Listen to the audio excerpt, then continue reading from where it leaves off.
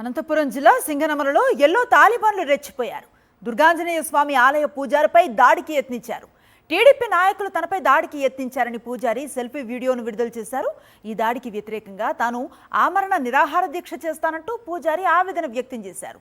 తనపై మళ్లీ టీడీపీ నేతలు దౌర్జన్యం చేస్తే పెట్రోల్ పోసుకొని ఆత్మహత్య చేసుకుంటానని వాపోయారు.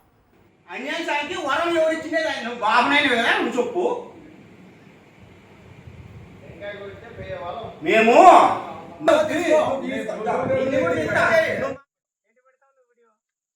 ఈరోజు మధ్యాహ్నము 12 గంటల సమయంలో టీడీపీ వాళ్ళు నా మీద అత్యంత కిరాతకంగా వాళ్ళు దాడి చేశారు అని చెప్పడానికి అని చెప్పేసి చాలా బాధ కలిగింది మనసుకు.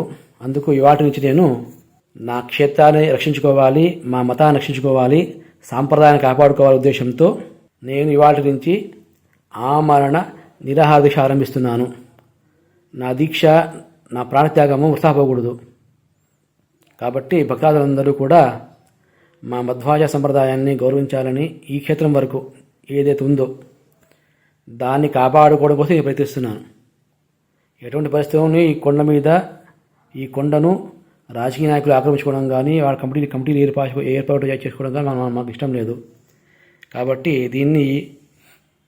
దీనికి నిరసనగా, నా మీద మా మతం మీద జరిగిన దాడికి నిరసనగా నేను ఆమరణ నిరాహార దీక్ష ఆరంభిస్తున్నాను.